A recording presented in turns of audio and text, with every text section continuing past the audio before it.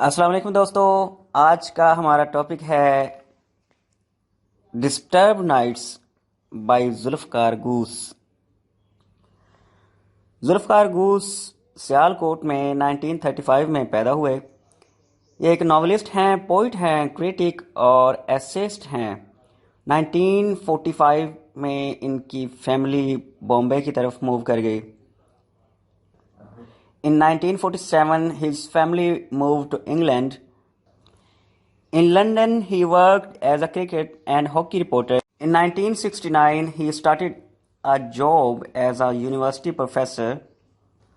Zulfikar Gus was married to a Brazilian model, Helena de la Fontaine. Let's see about the major works of Zulfikar Gus. The Murder of Aziz Khan, published in 1967. A New History of Torments, 1982. The Incredible Brazilian, The Native, 1972. The Incredible Brazilian, The Beautiful Empire, 1975. The Incredible Brazilian, A Different World, 1978.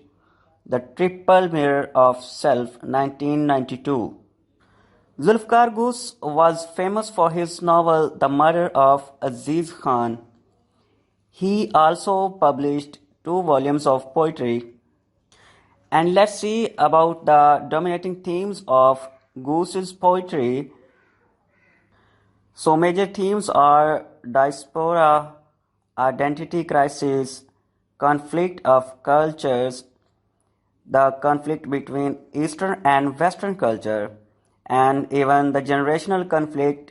We can say it a generational gap, profound sense of alienation and homelessness, how politics and historical events damaged individuals' life, and how colonialism and post-colonialism affected the life of common people are depicted in the poetry and writings of Zulfikar Gus. तो दोस्तों, ये तो था writer का introduction. तो अब हम poem को देख लेते हैं। तो इस पोएम डिस्टर्ब नाइट्स में नाइट्स डिस्टर्ब क्यों हैं? क्योंकि जो राइटर है वो वेस्ट में रह रहा है और उसकी नाइट्स डिस्टर्ब हैं due to displacement. He is being diasporic and his nights are disturbed, and this is clearly shown in the poem. In this poem, the writer describes the simple event of emergency in his neighborhood. It is set in western part of world, predominantly America. तो दोस्तों, चलते हैं poem की explanation की तरफ।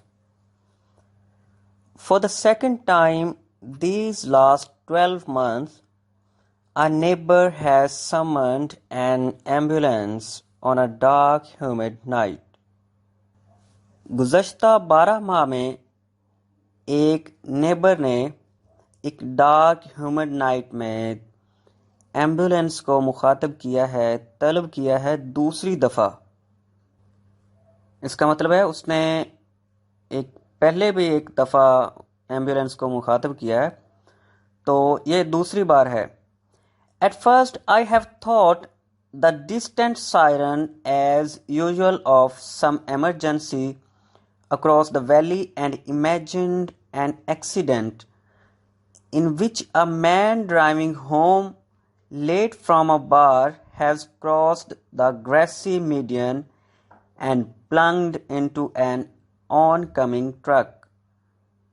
तो दोस्तों, as we can see that there is no rhyming scheme in the poem, so this type of poetry is called prosaic poetry.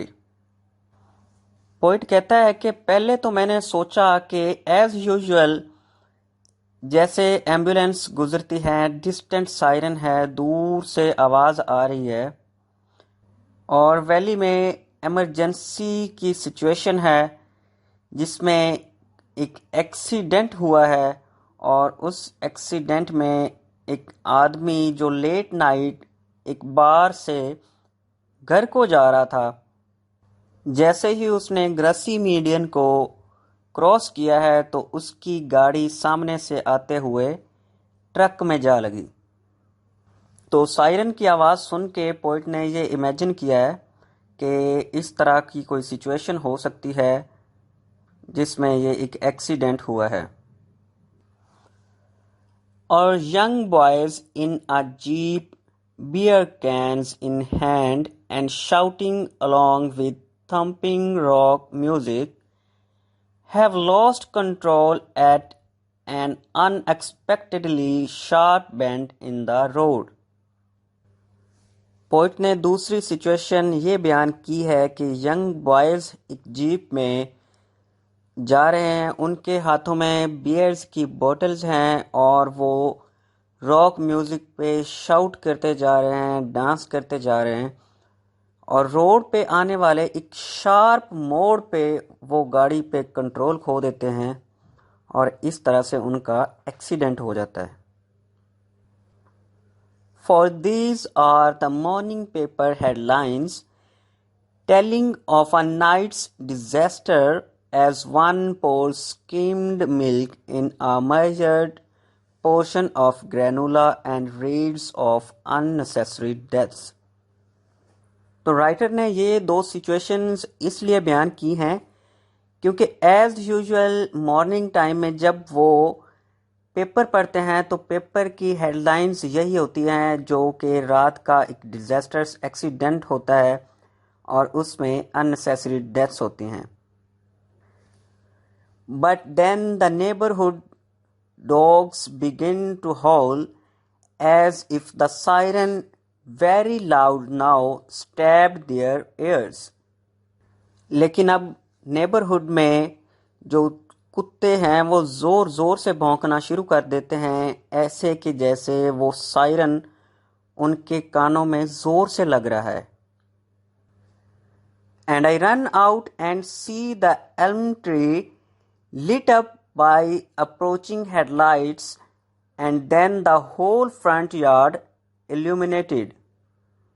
तो फर्स्ट पर्सन नरेशन है। पोइट कहता है कि मैं भाग के देखता हूँ और एल्म ट्री जो है वो इल्यूमिनेटेड हो गया है, वो चमक दमक रहा है अप्रोचिंग हेडलाइट्स की वजह से, जो एम्बुलेंस आई है उसकी हेडलाइट्स की वजह से। For a second the white light dazzles, then alternate red and blue flashes make me fling a hands across my eyes. तो एम्बुलेंस की 3 लाइट्स होती हैं, वाइट, रेड और ब्लू। तो पोइट कहता है कि एक सेकंड के लिए वाइट लाइट होती है, फिर उसका alternate red and then blue, जो कि मेरी आइज में बहुत ज़्यादा चुभन का बाइस बनती है। The ambulance is slowing down approaching my house. The first time it came, I stood behind a photinia hedge.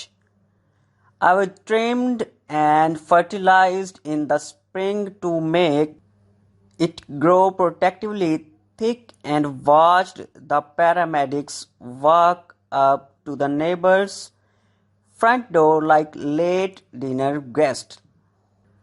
तो पोइट कहता है कि मेरे घर के करीब आके एम्बुलेंस जो है वो स्लो हो जाती है।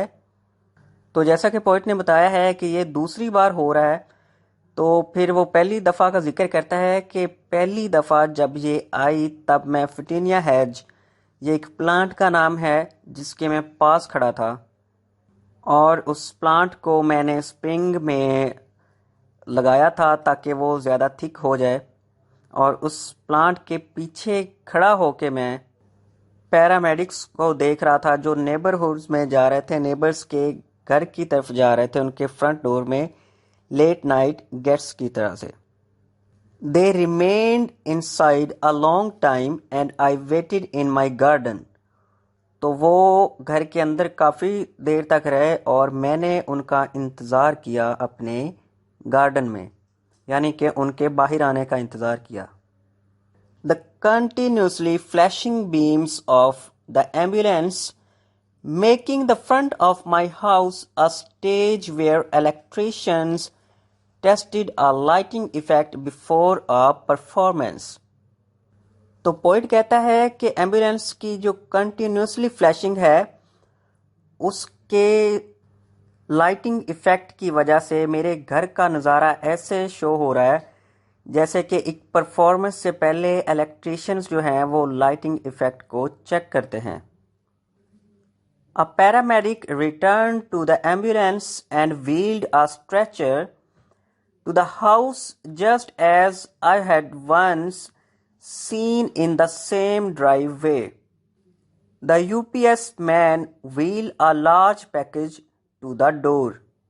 तो पोइट कहता है कि मैंने एक आदमी को देखा, एक पैरामेडिक को देखा जो एम्बुलेंस की तरफ रिटर्न होता है, दोबारा से आता है और वहाँ से स्ट्रेचर एक लेके जाता है घर की तरह, और इस तरह लेके जाता है जिस तरह से मैंने एक यूपीएस मैन को देखा था और वो एक लार्ज पैकेज को लेके जा रहा था. पैकेज मीन पलंदा. But the second time I watch two paramedics go inside the next neighborhood's house, return to the ambulance and then back to the house repeatedly thrice. तो पोइट कहता है कि दूसरी दफ़ा मैंने 2 पैरामेडिक्स को देखा जो नेबर्स के घर में जाते हैं, फिर वो वापस एम्बुलेंस की तरफ आते हैं, फिर दोबारा घर की तरफ जाते हैं और इस एक्शन को वो 3 दफ़ा रिपीट करते हैं. They walk with heads bowed like I have seen county tax appraiser do. तो वो जो पैरामेडिक्स होते हैं उनके सर झुके होते हैं जिस तरह से मैंने देखा था कि काउंटी टैक्स इकट्ठा करने वाले जो होते हैं उनके सर झुके होते हैं. Walking out of their white utility van parked in the street, going to a house to settle a question of value. तो वो जो काउंटी टैक्स वाले होते हैं वो अपनी वाइट कलर की यूटिलिटी वैन जो वो पार्क करते हैं एक स्ट्रीट में और एक घर की तरफ जा रहे होते हैं एक क्वेश्चन को सेटल करने के लिए, वो क्वेश्चन जो काफ़ी वैल्यूएबल होता है. तो ये जो पैरामेडिक्स हैं वो भी उनकी तरह से एक्शन कर रहे हैं. They haven't yet come out for the stretcher. I should go in. तो अभी तक वो दोबारा स्ट्रेचर लेने नहीं आए, क्या मुझे अंदर जाना चाहिए? The ambulance is parked right across from my drive and the flashing red and blue beams hurt my eyes. तो पोइट कहता है कि जो एम्बुलेंस है वो मेरे घर के राइट जानिब पार्क की गई है और उसकी जो कंटिन्यूसली फ्लैशिंग बीम्स हैं रेड और ब्लू वो मेरी आँखों को तकलीफ़ देती हैं. तो इसका मतलब ये है कि हो सकता है जो पोइट है उसको आई साइट का कोई प्रॉब्लम रहा होगा. But I stay outside taking up a stand behind the photinia hedge. लेकिन मैं बाहर रुकता हूँ अपने फटीनिया हेज के पीछे and wait to see if the paramedics when next they come out. और मैं इंतज़ार करता हूँ कि जो पैरामेडिक्स हैं वो अगली बार बाहर कब आते हैं. Will not just drive away but it's long tense wait. तो क्या वो बाहर आते ही चले जाएंगे? लेकिन नहीं, काफ़ी देर तक इंतज़ार किया लेकिन अभी तक वो बाहर नहीं आए. It's a tense wait. और इसी के साथ ये पोइम जो है ये ख़त्म होती है. मिलते हैं अगली वीडियो में.